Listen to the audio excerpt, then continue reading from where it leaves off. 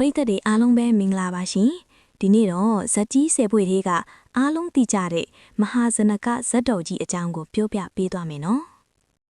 ဒီဇက်တော်လေးရတော့ဖျားအလောင်းတော်ရဲ့မလျှော့သောဇွဲလုံးလဆိုတဲ့ဝိရိယပါရမီကိုအထူးပေါ်လွင်စေတာပါရှင်အခက်အခဲဒီတေဘေးဒီနဲ့ကြုံလာရရင်တောင်လက်မလျှော့ဖို့သင်ခန်းစာပေးထားတဲ့ဇက်တော်လေးတွေဖြစ်ပါတယ်ရှင်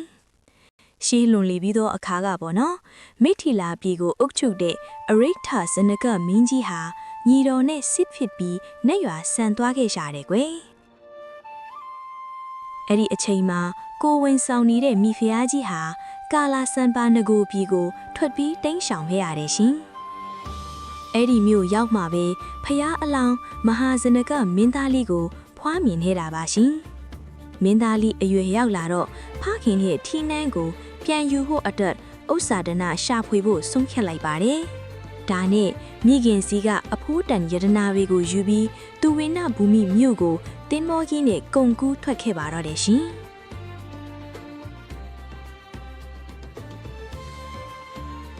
သမုဒ္ဒရာခရီးစဉ်9ရက်မြောက်နေ့ကိုရောက်တော့ပြင်းထန်တဲ့မုန်တိုင်းတွေလှိုင်းတဘိုးတွေကြောင့်တင်းမောကြီးနင်းမြုပ်ဖို့ဖြစ်လာပါတော့တယ်ရှင်။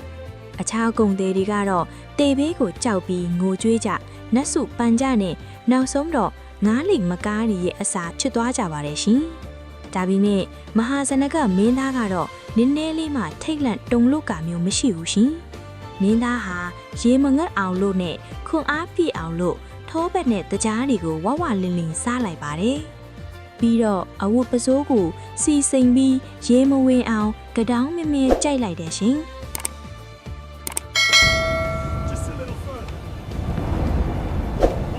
အဲ့ဒီနောက်တင်ဘောရထိတ်ကိုတက်ပြီးရေဝဲနဲ့ငမန်းအန်တရေကလွတ်အောင်သမုဒ္ဒရာတဲကိုခက်ဝဲဝဲခုန်ချလိုက်ပါတော့တယ်ရှင်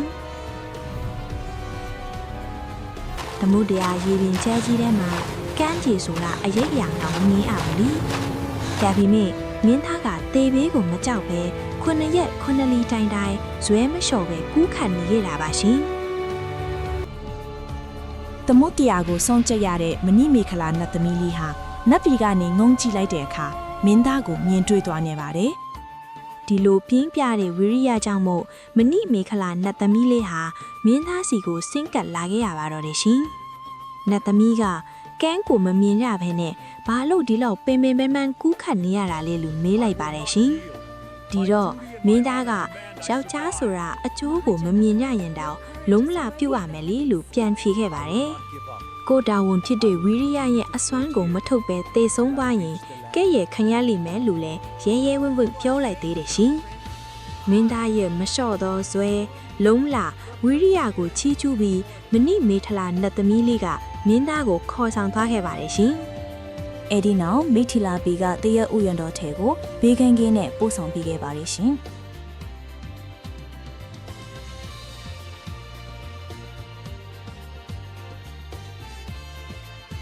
နောက်ဆုံးမှာတော့မဟာဇနကမင်းသားဟာသူ့ရဲ့ဉာဏ်ပညာနဲ့ဝိရိယကြောင့်မိထီပါပြီးတဲ့ထီးနှန်းကိုပြန်လည်ရရှိသွားခဲ့ပါတော့တယ်ရှင်။ဒါကြောင့်ဘာကိစ္စပဲလုပ်ဇွဲလုံးလဝိရိယရှိဖို့ကအရန်အရေးကြီးတယ်ဆိုတာကိုဒီဇက်တော်လေးကနေသင်ခန်းစာယူနိုင်ပါတယ်ရှင်